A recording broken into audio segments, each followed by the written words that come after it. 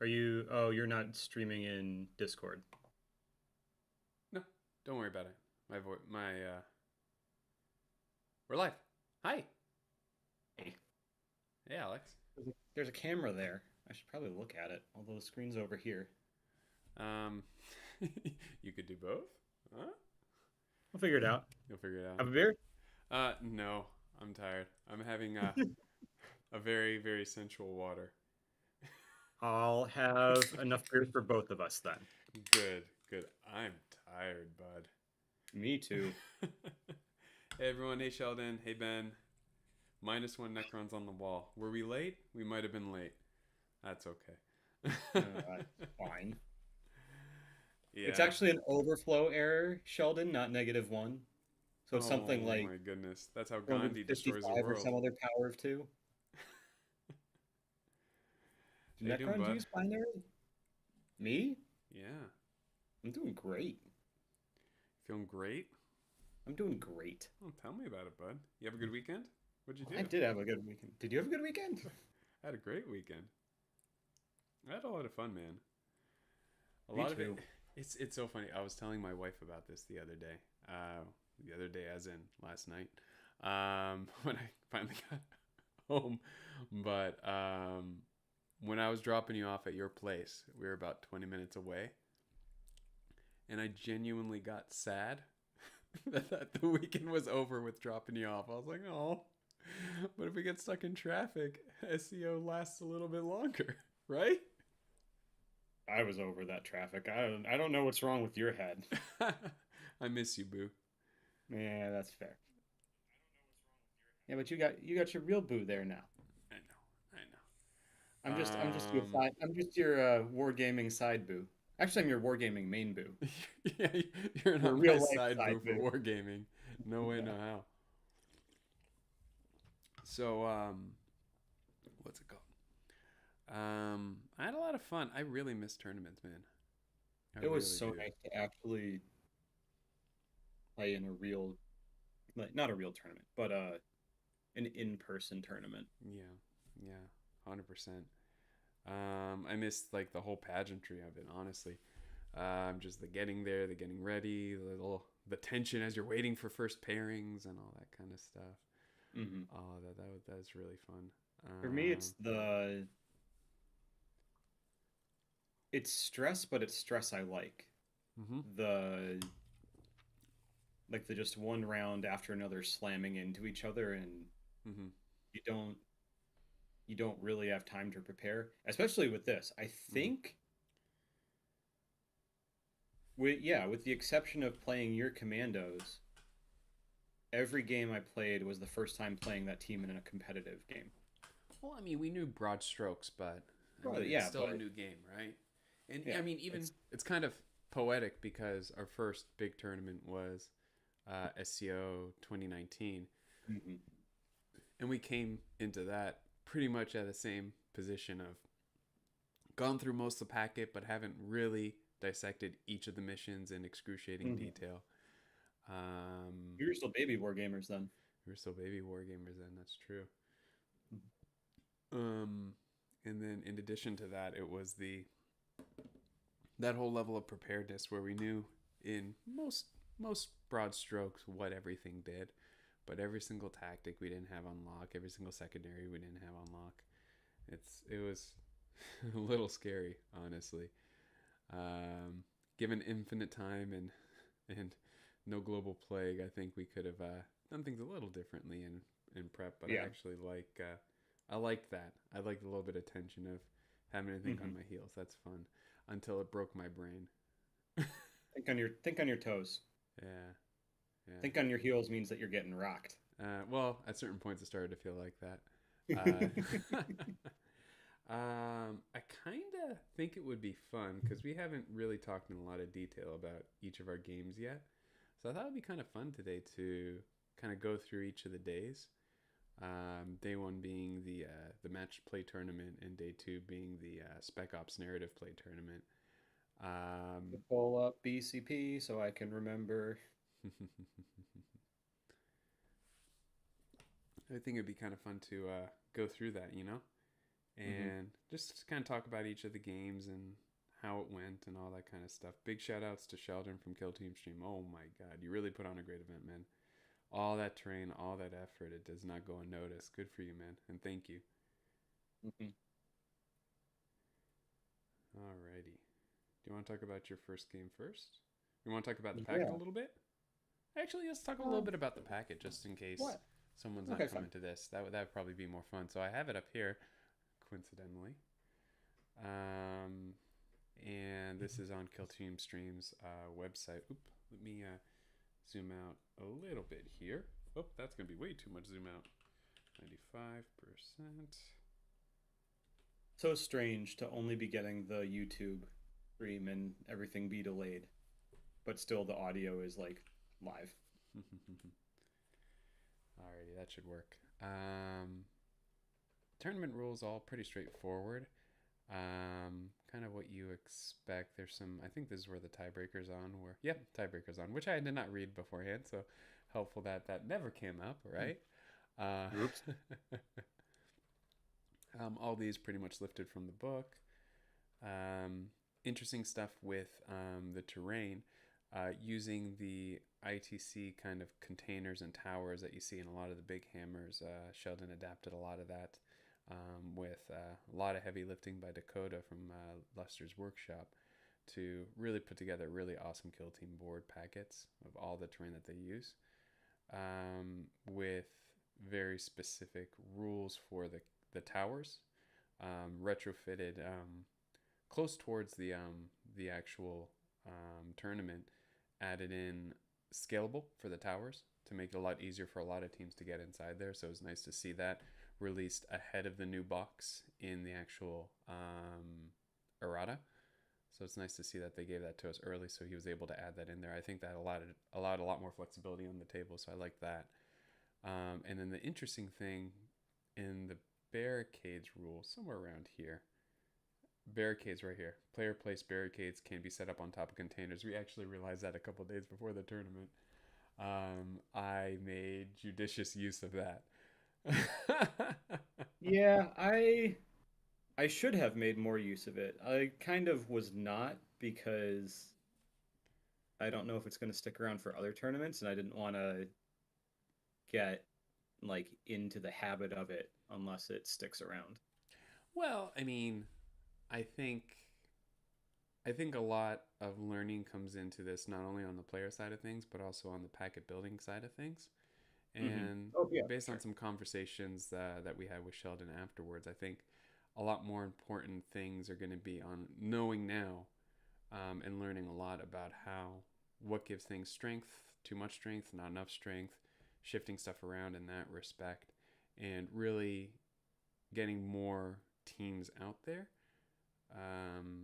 So you know what all those abilities are, so that way the next packet of terrain boards you get, the top scatter stuff can be used to provide those light cover vantage points more Mm-hmm. than relying on the need for barricades up there to supplement what you need depending on your deployment. But I do understand the reasoning behind it, because depending on your deployment with these static maps, sometimes there were no vantage points without any light cover, and that's a huge detriment to a lot of teams out there.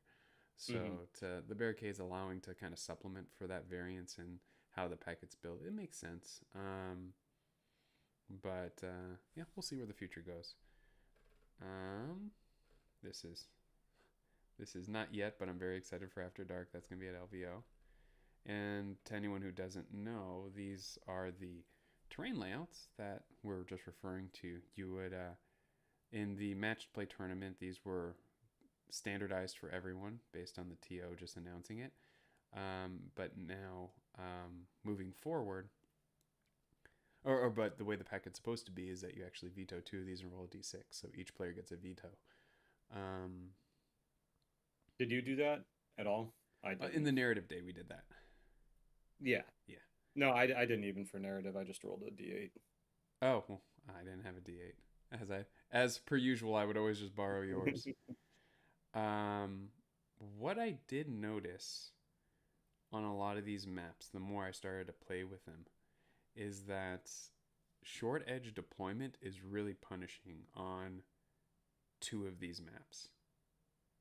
5 and 3. Yeah. Yeah, those 2 maps are very, very much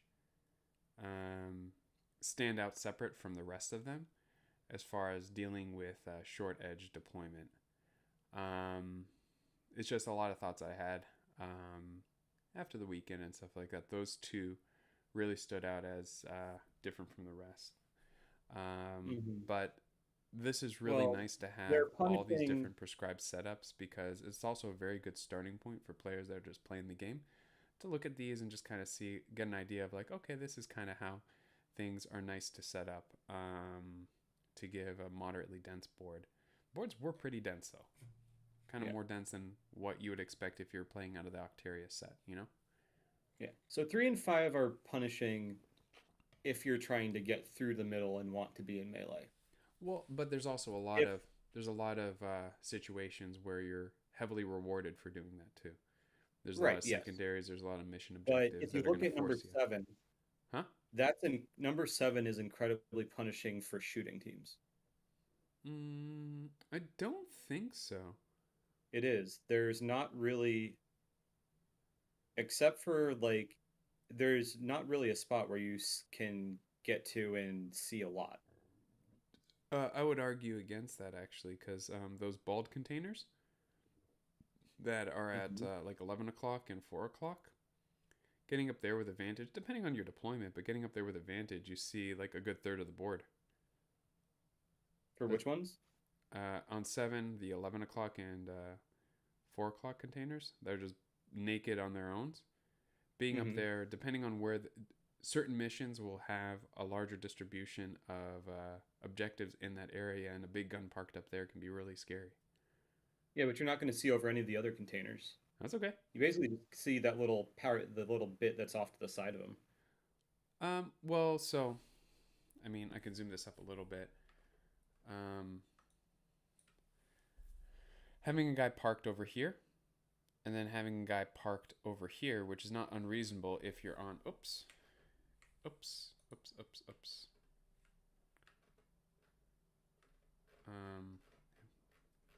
you're on deployment kind of like this, you can easily get up onto that container and that container, and you would see this whole side of the board, this whole side of the board, and this area in the middle. Your melee force can march up safely along that container into there. So yeah, depends on deployment. But anyway, these are just the rest of the missions that are pulled right out of the book. Nothing really special about that, but that's the packet. I didn't want to spend too much time on that, but I wanted to have the packet up to reference stuff as it comes up while we talk about our games. I should actually get my folder, because I wrote down which missions we were doing for each one on there.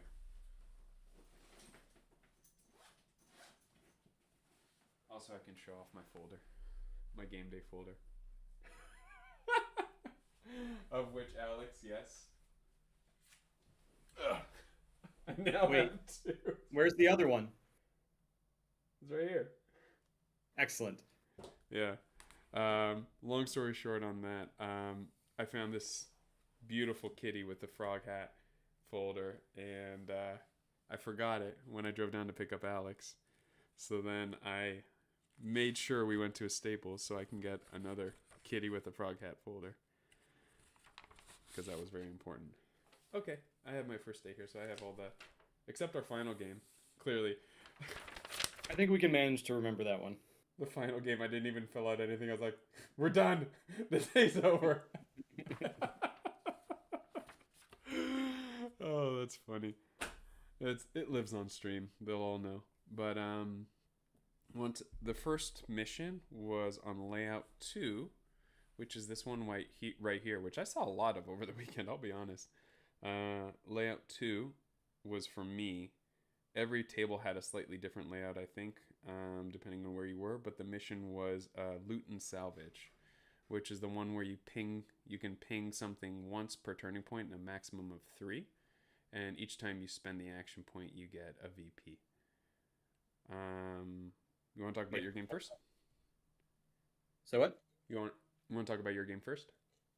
Yeah, so my game was actually uh beautifully serendipitous in a way. Mm-hmm. So the very last tournament game I played before lockdown hit, Biernid and I drove down to Temecula Uh-huh. for a little RTT, and he and I played each other in the third round. Are you sure you guys Um, didn't go wine tasting together? no, we kept it strictly professional. Uh-huh. Um, and then uh, and yeah, so like we drove back, and that was must have been mid-February Mm-hmm. 2020. Mm-hmm. Um, and then COVID happened. Yep.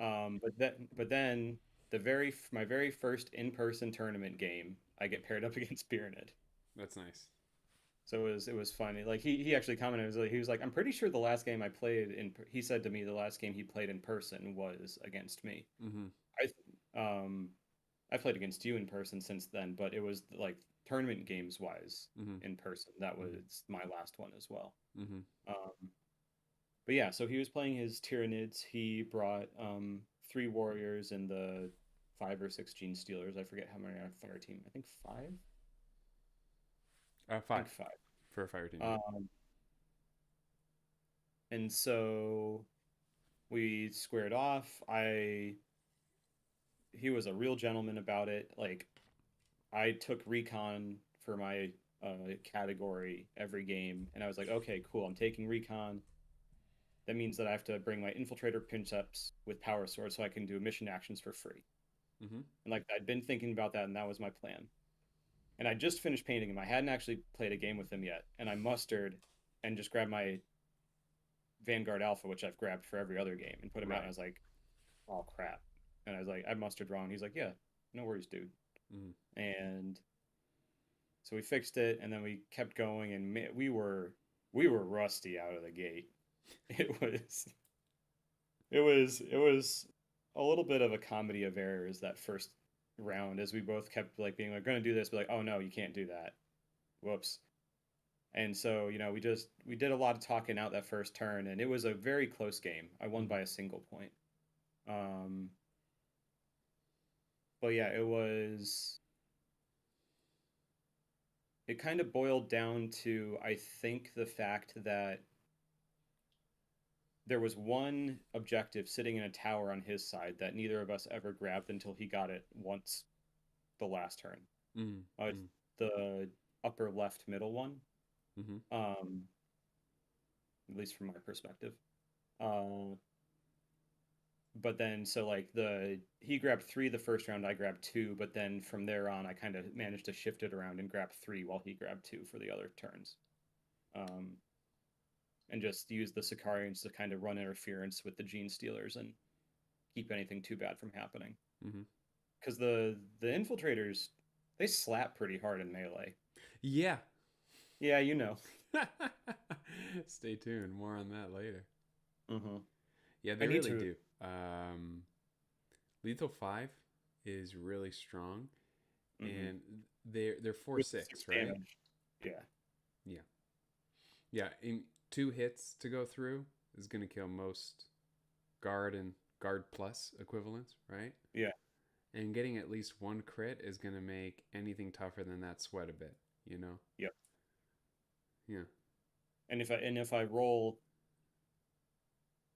like two lethals or two five pluses on four attacks is, I think, not, the odds are against it slightly, I think, but it's not uncommon at all. Yeah, me fooled. Yeah. Well, we'll save that for later. Yeah. But yeah, so it was a really good game with beer in it. It was super close. It was a Cool. lot of fun. It was a good way to get back into things. Yeah. Yeah, and he ran nids. Yeah. Yeah. My first game was against a guy named Joshua. He brought commandos, so it was a fun mirror match to start the day off with. Did you guys Um, deploy exactly or muster exactly the same? no, no. I was surprised a little bit because he did not take the. Can't remember if he took a Burna. He did not take a Squig. I think it was he had two regular boys, so he must have taken a Berna because he did not take the Commando Grot. And I asked him, I remember asking him, I was like, "Oh, did you not take the Commando Grot?" He was like, "Oh no, okay." Oh dear. Um, he shared with me that he was pretty new to the game, Gotcha. so I honestly we just turned it into a teaching game. I asked him if he was okay if I gave him advice and all that, just to give him tips and tricks and help him along the way. And I was Hmm. warning him about what my stuff would do until he. I started doing it a little later actually because at the beginning I said, "Do you want me to let you know? Do you want me to warn you about stuff or anything?" I was like, "No, no, I'll just see it happen." And then once the Commando Grot just disappeared for 2 VP, he's like, "Wait, what happened?" So I walked him through that. So then after that, I started talking through a lot of the stuff I was doing. It Hmm. was a really fun game, fun way to start on. He was a really fun opponent to play with. So I didn't have that was my most relaxing game of the day. What was your round two? So round two, I got paired up with And Dakota. that's when you hit top table, right? Yeah, yeah. Well, that game I maxed points, Right. which just propelled me to top table. Because of how tough your game was, you got point constricted even though you won, and that's actually something we talked about a lot. I think you were telling me about how there's it's actually a problem with Swiss pairings in Big Hammer, right? Where Hmm. people will intentionally do what just happened to you Yeah, I to would. like Yeah. quasi submarine, right? Because I've it's needless to say it's exhausting to be throwing that gauntlet the entire day with the at the at the top Hmm. table up into the end.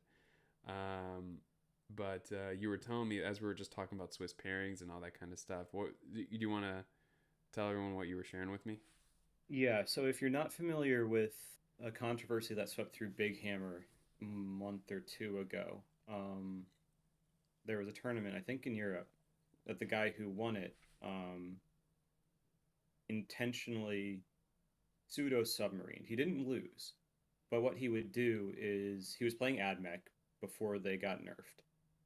They're still really good, but before that, um, he would crush his opponents the first couple turns and then win. Like he would figure out what the most that opponent could score was, and then score just enough to beat that.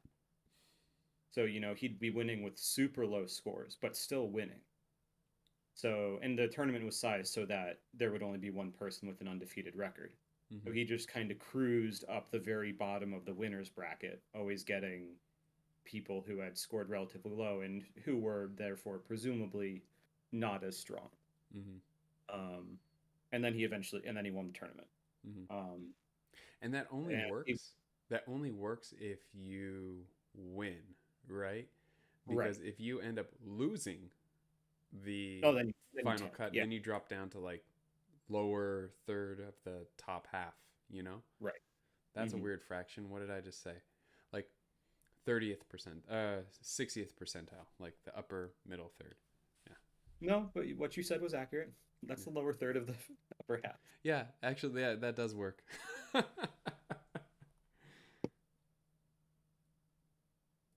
Yeah, Um, so yeah, yeah. so my So what? game was against Dakota. He brought his Eldar. Dakota was, I think he was just shy of top eight at LVO. Like he was tied for the eighth spot at LVO 2020. Is that right? And Something just like that. based on He the was really points close. and just how it sorted, like he was ninth instead of eighth, even though he was tied or 1 point short. He might have been 1 point short actually. Um, so very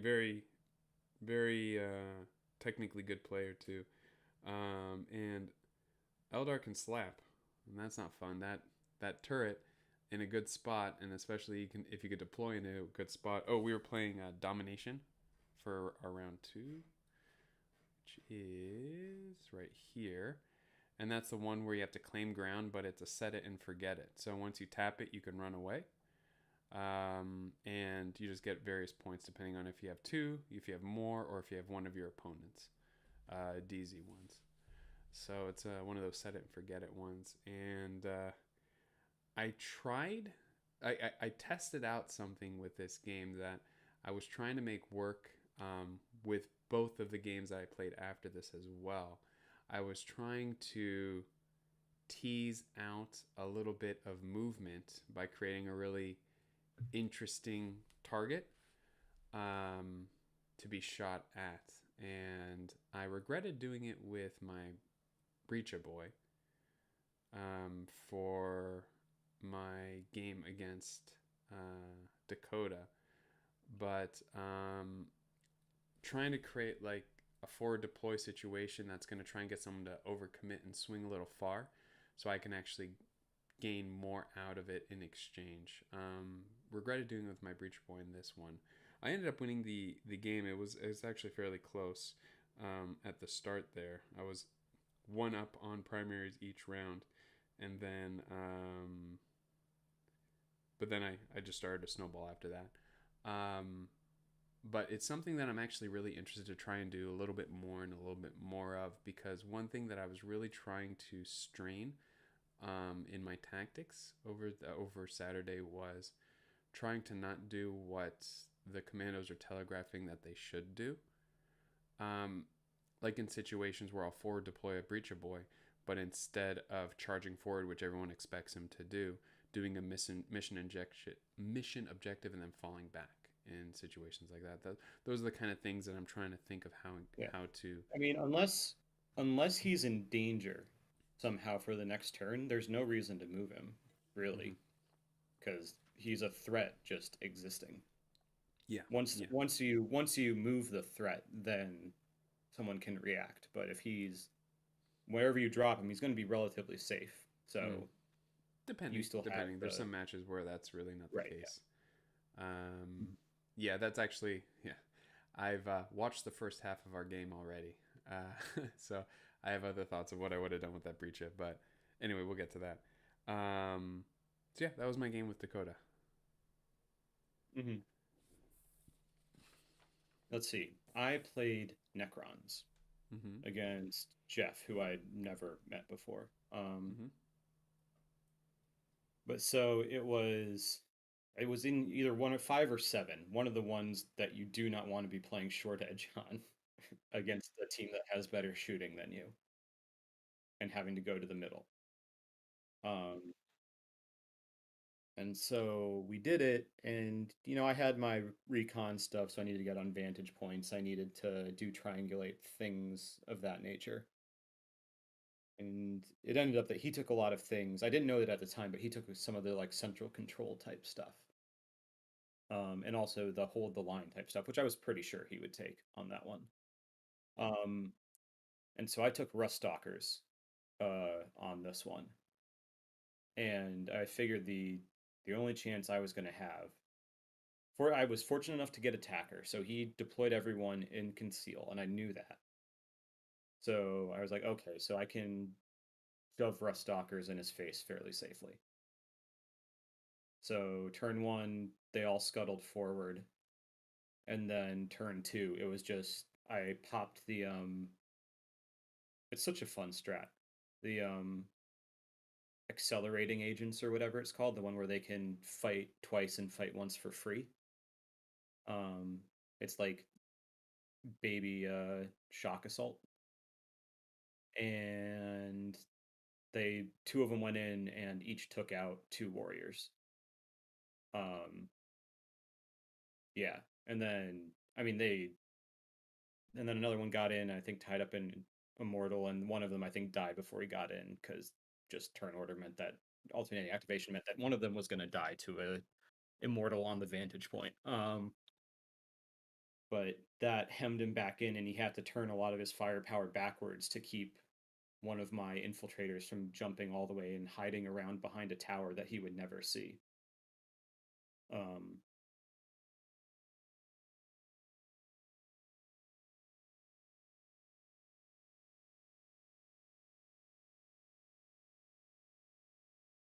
I need to wait for the stream to catch up. Yeah, it was 3. But yeah, so by the time that happened, I managed to score enough points in the center and keep him off of it. And my guns were, hanging back and picking things off that they saw once they, because an immortal would have to flip to engage to shoot backwards at the rust stalker, but then at that point, arc rifle or plasma can pop up and shoot at it. So it was just I started trading very efficiently, and it went to me. There wasn't a lot he could do, unfortunately. Well, fortunately for me, unfortunately for him.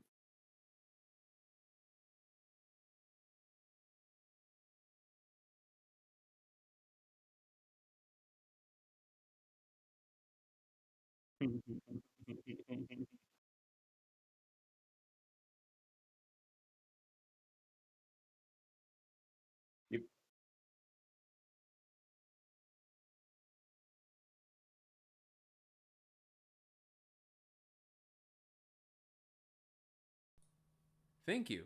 Thank you, Sheldon. I have been muted. I was Oh dear. talking with you while you were while you were chatting, and agreeing with you on a lot of the things that you were saying just now about your second game, and I forgot I Well, muted I can myself. I can still hear you.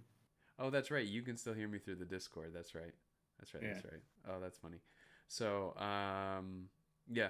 Then on to round three. I was at top table still, and Janice came to play. Very excited. It was my first game with Janice.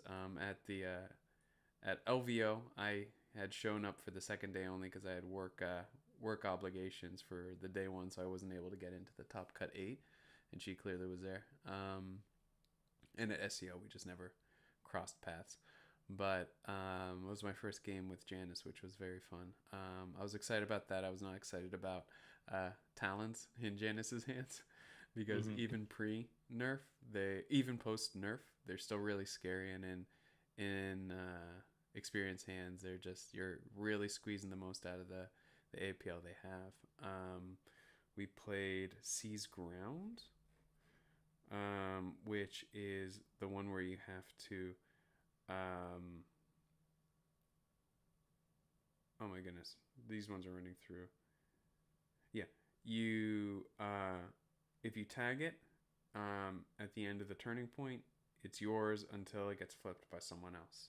So you can tag it and run somewhere else and get another point. Um, but you don't have to spend mission objectives for it. And she brought 4 banana boys, and I brought oh my god, commandos. It's pretty much Grot and friends. We were having a chuckle about it beforehand.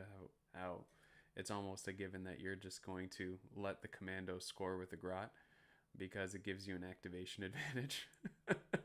Just let him get it off the board. Hmm. And and I was actually thinking about that a lot in our game that you and I played, where you were denying me that. It actually gave me a benefit. Well, And hold on. We'll yeah, get there. yeah, I know. But but yeah. So what my tactics in this, and I think it was pretty. Obviously, I we won on tiebreaker at the end of that, and I was pretty content with that for squeezing out as many points as I was able to. She got some critical ones, but those ones are gonna come. A Hmm. 2-up isn't a guaranteed, so there were some critical ones that she rolled when we were with shooting and with defense that definitely helped me out. Um, but aside from that, it's they're not unkillable if you have some hefty Oh, guns. And I mean, you got the plasma. I have a rocket boy, and then I also have volume of attack, which was also yeah. super helpful at whittling them down. Volume is almost better than AP, I think.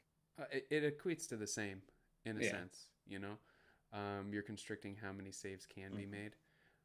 So that way, with good enough ballistics or at least enough rerolls, you can get yourself into a situation where you're guaranteed damage to push through, which is nice. So with the sniper boy, the Daka boy, and then AP1 on the rocket boy, um, really healthy amount of shooting that I could start to chip away at custodians. thinking about the kind of things that she would have wanted to take, things like central control seemed pretty obvious and seize ground. And then damage limitation when you take 4 custodians. Also, it's Yeah. pretty obvious. I can't remember what her third one was. I'm blanking right now. No, I have it right here. Plant Banner. That's right. Plant Banner.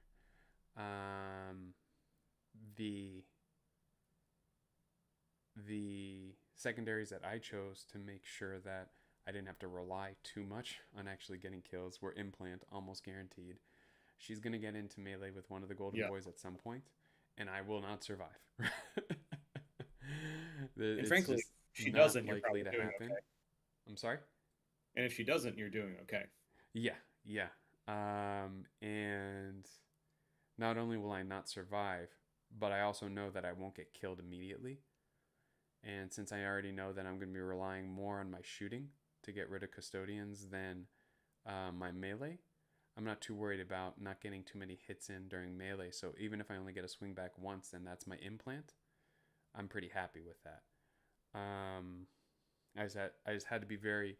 There was a lot of inventory, mental inventory of making sure I implanted before I selected a target to open up fire on, because with only 4 bodies and I need 3 implanted in order to max that, it's pretty dangerous to it can get out of hand pretty quickly if you're not managing those implants before you open up with a rocket boy, you know, because a rocket boy can accidentally one shot a custodian.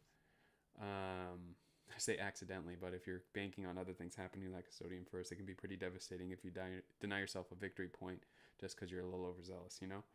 Yeah.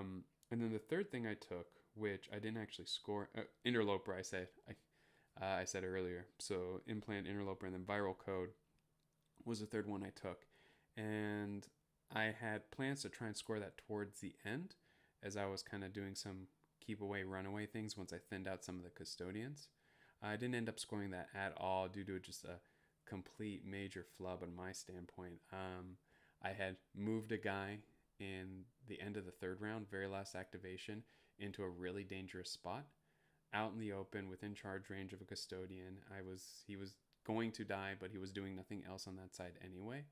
But the intent of moving him there was solely to at least score one of my viral codes, because he wasn't doing anything else on that side anyway. And I completely misactivated my order. He was perfectly aligned in a position where one of the containers blocked him from my kind of standard position. So when I leaned over to flip my token from active to unactive on my comms boy, I saw a sliver of green. I was like, oh no, I forgot about him entirely. I couldn't even see him. So I was pretty devastated by that, and that cost me a point there. But in the end, it ended up 15-15.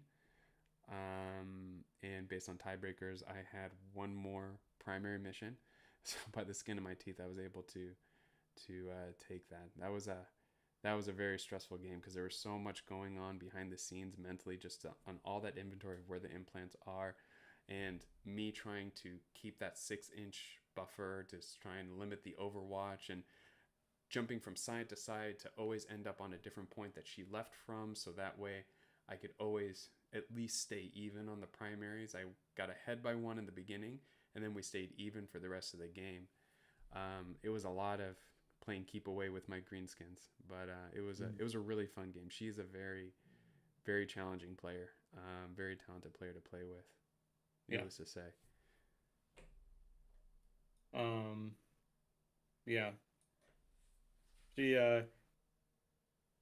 after I played her the second day, she just kind of shook her head and she was like, "Playing you guys is tough."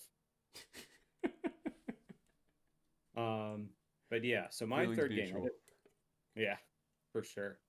Um, yeah, I've played her 3 times now, and they're all like 3 of my.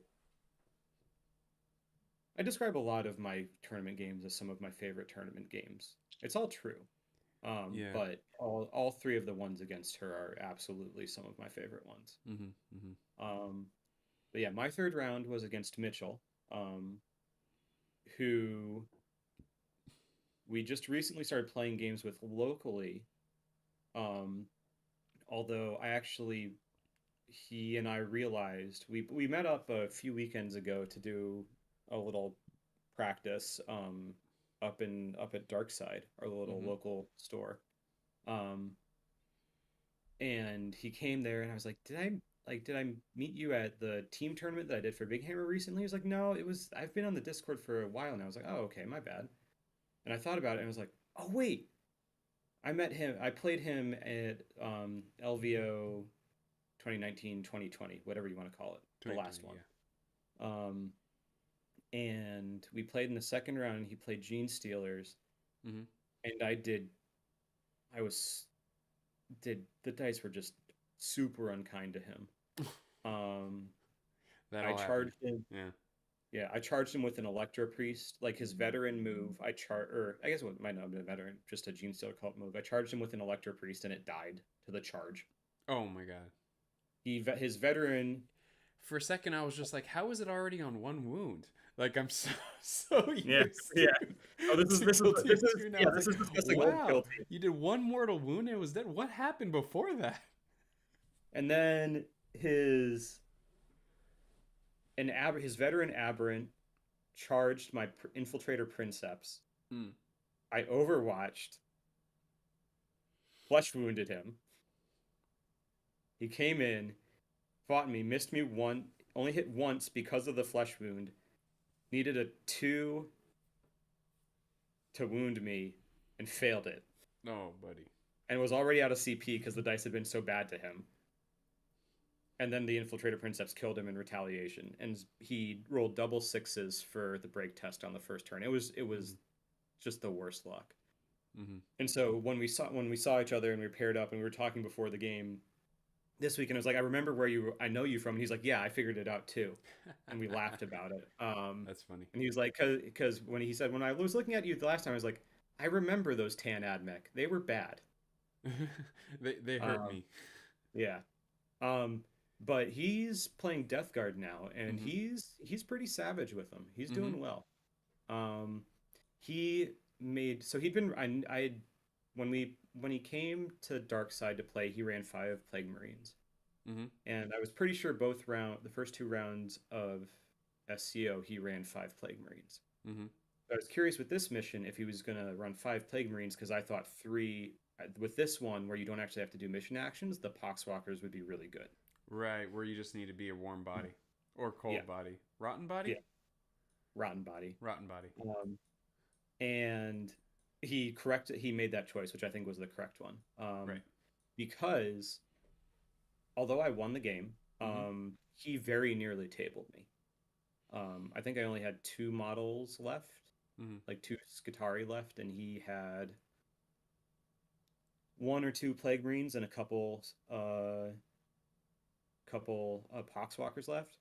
But we were playing on,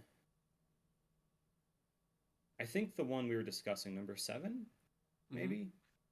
Um, and so he kept trying to score points in the middle, which made sense because you got those 2 objectives there. But what that let me do was I sort of seeded the middle, Mm-hmm. said okay, and flowed around to the outsides. Mm-hmm. Mm-hmm. And for I think turns 3 and 4 held 5 objectives to his 1. Nice. And so just the points differential on that one Yeah. That'll got eke you away. forward. Yeah. Yeah. So how In was your the in fourth the game? in the in the theme in the theme of the weekend, my secondaries were not that. I didn't score that hot on secondaries, but my primaries were pretty solid. Well, I mean, you were telling this to me that your main strategy in game is less about your points and more about constricting points, and I think that's equally as good. But I think also that mentality also allows you to to uh, to have a little bit more focus on your opponent when Hmm. sometimes it's actually easy to get bogged down in what do I need to do. It kind of recenters you on no, what do they need to do that I need to stop, because it's Interesting. very easy to Yeah, because focus on my points, you know. I sometimes I like forget about my own points. I am very much focused on like how to deny my opponent's Yeah. goals. And then final game was us. You want to talk about your Yay! game or my game?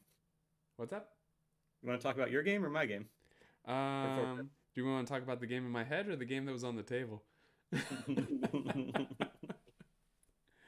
It was a great matchup. I really enjoyed that. Oh, Sheldon's right. Probably was layout 6. Yeah. What do you know, Sheldon? Yeah, get out of here, Sheldon. No, don't go. Please stay. Layout 6. Yes, It was that's there the was a one you were tower on. in It the was lower. it There was was the one a that tower we in the lower designed. right. Yeah. Um.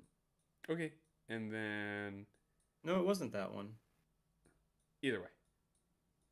Either way. Must have been one, So 2, or 3 then. so final game we did escalating hostilities. Shall we address the elephant in the room first? Oh yeah, the the objective markers. Yeah, we screwed up. Um, someone I don't remember if it was you or someone else. Maybe it was Luke or you. I forget. But someone pointed out to me, was like, you were still playing on the same board, so we set up the mission wrong. We Well, I rewatched it. I rewatched the first half of our game, and we actually took everything off and we redid everything. We remeasured it, and we legitimately remeasured it. And there was a moment where I think you said, "Oh, I think this is the mission where the center ones are really close, huh?" And I said, "Yeah, sure." Yeah, so what happened was there are some missions that we know they're like the two central objectives, like the edges of their zones of the two, like 2-inch radius zone of control, like touch in the Well, middle. consecration's one that's very close that you can actually hold points with one model. And I think Right. that's might have been where our mind was, that it was Awakened Data Spirits consecration. is one as well. What's up? Awakened Data Spirits is the one where they are literally touching each other. Yeah. Um, but so I don't, because there are some measurements on that board that are 9 inches, Mm-hmm. which is what you need to be from the edges to touch. But on Mm-hmm. this board, it's actually 7. Yep. Oops. And oops. Yeah. Yeah. Either way, I don't think it would have changed that much, Hmm. especially with the terrain setup that we had. That didn't really give any more advantage or disadvantage to holding points for either of us, I don't think. No, I was looking at it today, and Mm-hmm. the where you were hiding to be on the point and obscured, you would have held it the exact same way, and not gone anywhere different Yeah. if we ever shifted out. Yeah. Um, Yeah. but yeah, that's the elephant. Yeah. Um, that was a hell of a game. Mm-hmm. Mm-hmm. My You would pretty big much screw up. quit at the start. What? We have you captured on stream. Once you got defender instead of attacker, I think you said, it's like, well, that's all but decided it. Well, because I screwed up. I'm not as practiced with you as at the forward deploy because I Mm-hmm. don't use it every game. Mm-hmm. What I should have done was throw the infiltrator on top of that crate Mm-hmm. behind the terrain, Mm-hmm. which would have blocked the breacher boy from coming out there. Mm. Hmm. With a forward deploy? Yeah. Yeah. Yeah. Yeah, that would have screened me out. But Hmm. honestly, that probably would have hurt you because then you wouldn't have eaten up 2 models immediately. Yeah. No, it was the smarter move in a void of knowing what the dice were about to do. Yeah. Yeah. Honestly though, like at that point in the tournament, my because I wanted the reason why I picked out our game from the stream and I rewatched it last night before I went to bed is I wanted to replay just kind of seeing it with fresher eyes. The Hmm. scenario that I said this like at 11:30 last night that there were fresher eyes, right? But suffice it to say, after driving back home from San Diego, I was still better rested and better mentally than I was at the end of at the end of the SCO match play tournament. But I was Do you just remember which one it was? hmm? Can you tell me which?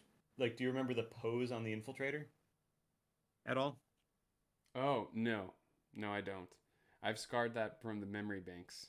I've scrapped that, stricken that from the memory banks. I know which one I hope it is. I have to go back and rewatch. But oh, because he needs a name, right? Yeah, he needs a name. Yeah. So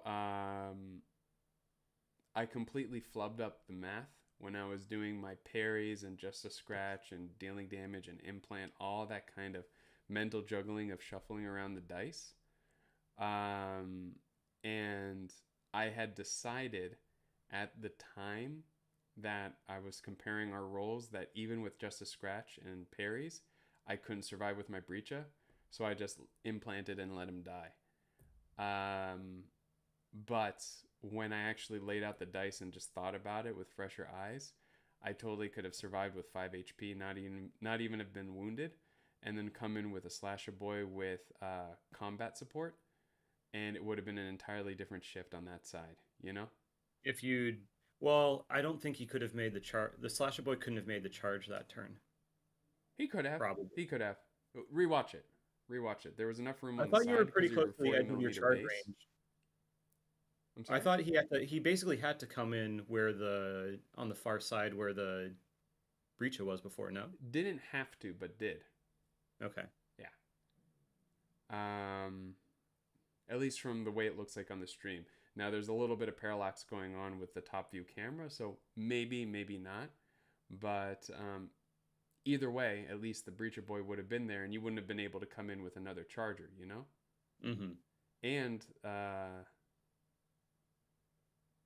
well, I don't know if the Breacher would have fought, but the Breacher Boy could have also waited, and then fell back Mm-hmm. because he hadn't activated yet. Right. And then the Slasher Boy could have come in, you know? Mm-hmm. So there was a lot more that I could have done had I done the dice appropriately. And I think that was such a pivotal moment because when that whole side suddenly stopped being a threat to you, it let you stretch Mm-hmm. your legs out quite a bit, Yep. and let you be comfortable waiting in that tower, which created the biggest problem for me trying to actually make things happen for my secondaries and all that kind of stuff. Mm-hmm. Yeah. Yeah. My Um, other mistake mhm. was trying to zone out the grot. Yeah. You want to talk about that? Yeah. So I managed to frustrate the grot for a couple turns. Did you get him off in turn three? Three. I Yeah. think. Um, Or two. but I basically Either way, managed to. not the first one. Yeah, it definitely was in the first two. It was either three or four. Because the first turn he kind of huddled. Second turn, I think he zipped across, and then third he left. Mm-hmm. Um, but I spent a couple turns zoning him out, trying to deny the points, which realistically were the two the 2 points I couldn't deny. Mm-hmm. And my hope was that you would have enough mental load that you would forget that to jump him to the other side to then jump off, which you clearly didn't. Mm-hmm. Um, but maybe me forcing that little bit of mental strain made you forget some things like the tis a scratch or things like that. Very well could have. Very well could have. And that's the thing Yeah, about I these was like just trying all day like I. events, like that mental bandwidth and that fortitude to Mhm. keep thinking like 100%. It's a real thing. That Yep. strain is real. Yeah, because I knew you were going to win the secondary exchange. There was no way for Mm-hmm. me to pull ahead on that. I had to beat you on primaries. So Mm-hmm. I had to get to that middle because this is the one where the objectives Yep. disappear except for Mm-hmm. the middle ones. So I had to beat you in the middle, which against orcs, like Mm-hmm. it was a tall order. Yeah. The dice helped me out for So sure. so I'm curious actually because I haven't asked you this yet. Mhm. Going into going into your deployment and your kind of overall just kind of 35,000 foot view of how you were hoping the game to go, what was your ideal setup, barring how you had to shift things to your benefit once the breach boy and slasher boy were taken out so early? After that fact, No, before.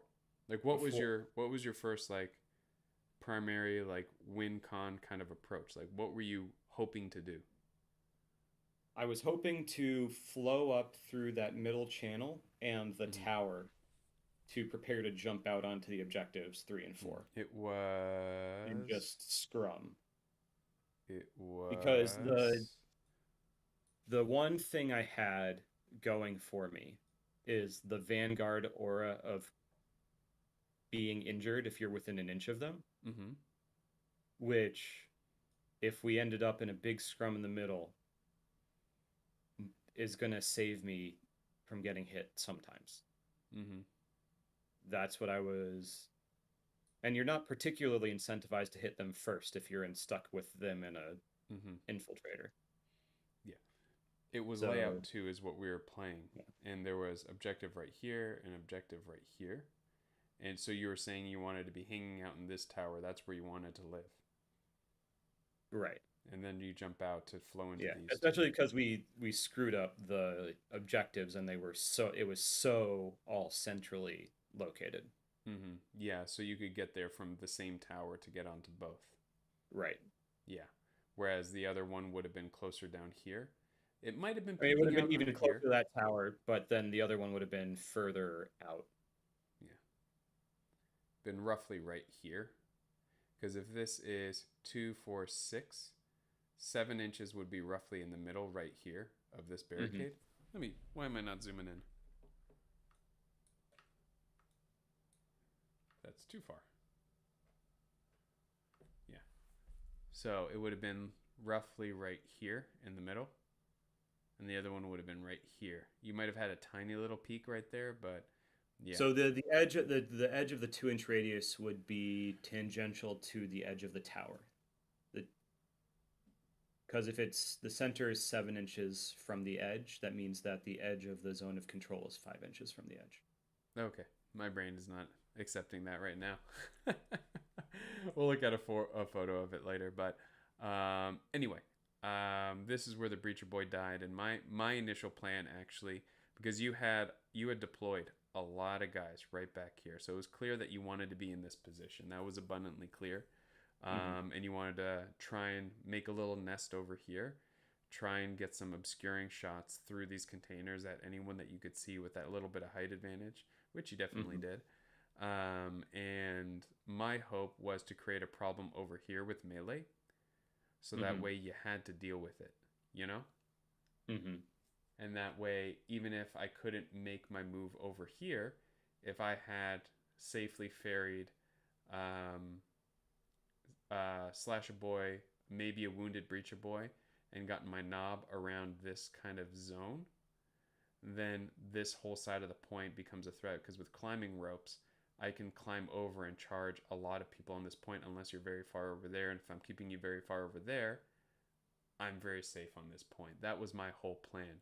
So when the Breacher Boy and the Slasher Boy both met a pretty grim demise over there, that really flubbed up a lot of where You my mean deployment was. you mean the hero held the pass?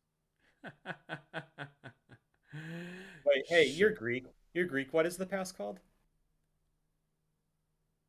Oh, the with the Spartans, I can't remember. Yeah, Yeah. he's going to get named after that pass or after one of the 300. That's what you he's going you to get should named. you should give him Leonidas, but make it all Admechy. Yeah, L30 Yeah, N1. yeah, that's a good one. N1. I respect that. Yeah. A nod to my heritage for how much it hurt me. But so that I mentioned I asked you about your plan because that's kind of what I thought you were going to do. That's what I thought you were hoping your I destiny don't would think be. I had any other play. Like there was Yeah. no other way that I could even try to win. And that's why when I went back and saw the dice and saw that I did have a chance to spare that Breacher Boy at that moment, how punishing that was to me, Hmm. because that Breacher Boy being there was a linchpin What was in my order hit? to You got create. you got two regular hits, which are brutal, so whatever. But Mm. did I I get needed two? to. Did I get two crits and two regular? You got 2 crits and 2 regular. Okay. So I needed to.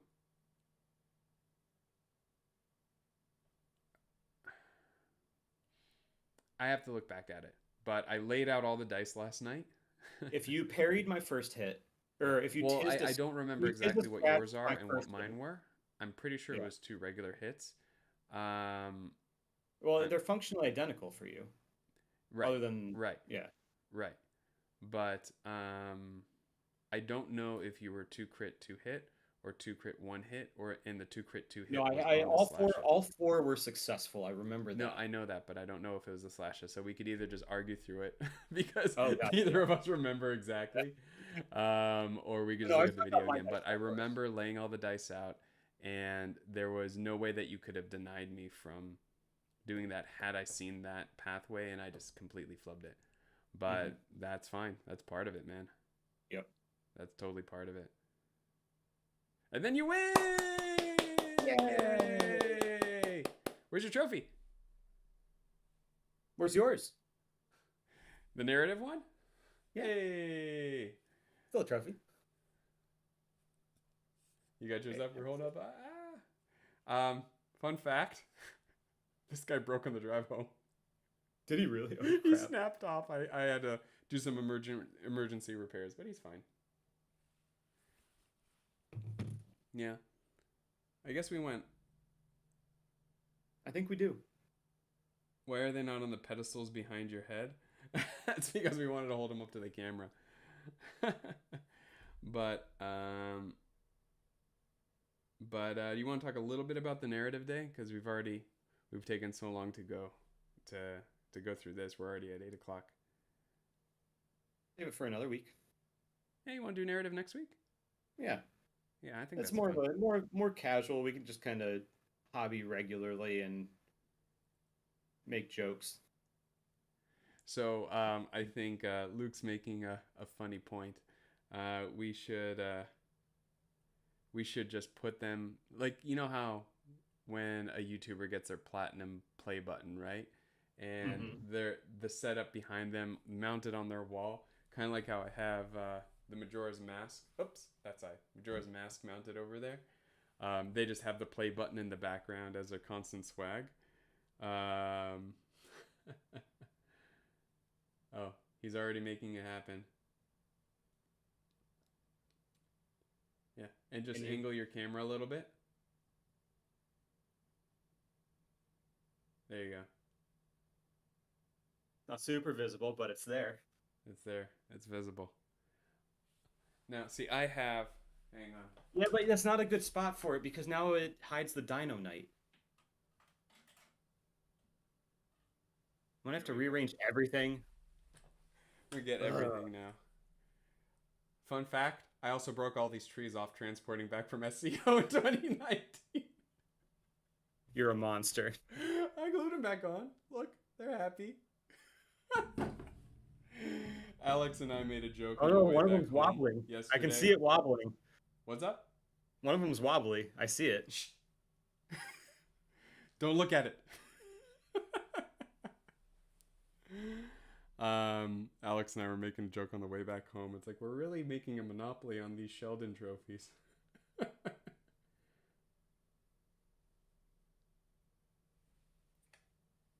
You're muted. What? How am I muted? Well, you were talking, and I was watching your mouth move, and I didn't hear Oh, anything, but I hear you I now. was whispering. Oh, He's coming for you, Emmanuel. oh no, get him away. Oh no, oh no. I'm gonna lose sleep now. Thanks for your nightmare fuel. I don't know what hurt more, losing. I think it was those two guys, but losing my losing my comms boy was also pretty rough too. Yeah, that was so. I mean, it made me super happy that I got the chance to do my old tricks. Yeah, yeah. That was a throwback for you. Hmm. Yeah. Overall, though, I had a great time, man. It was so good. Yeah, yeah, it was really nice to. We met Justin. He's Whopper on the Discords. Hmm. Really great guy. Really cute dog. Um, got to see Sheldon for the first time in a long time in Meat Space, which was really great. Hmm. Um, Luke came down. We haven't seen Luke in so long because just with everything and him moving into central Upper California spaces, just being really separate. Janice coming over, making it feel like old times again. Seeing the the old guard from Kill Team 2018 convening again. You know, that was really special. Yeah, I really enjoyed that. I did too. What was your favorite thing of the entire night? Because I have one. Of the weekend or The of entire weekend, yeah. I don't know, just the fact that the paths of everything resulted in us playing for the championship Saturday. Oh, yeah, to get sentimental. Mine was actually going to be teasing you. Oh yeah, what was that? My favorite thing of the entire weekend was when we were finishing up dinner. It was you, me, Janice, Sheldon, Alec, Justin, a bunch of us. Luke was there. Auntie Mhm. M was there. Um, a bunch of us. And as we're finishing up the check, Sheldon awkwardly points to your trophy when the waitress is there. He won that today, you know. She had already gotten her tip. She didn't need to be nice to us anymore. And she's like, Oh, "Oh wow, that congratulations, good for you." did she really? I'm pretty sure I just looked at him and said, "Shut up, Sheldon."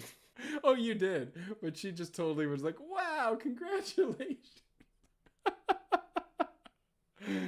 oh, oh, Dakota too. Yes, yeah, Dakota being there too, of Mhm. course.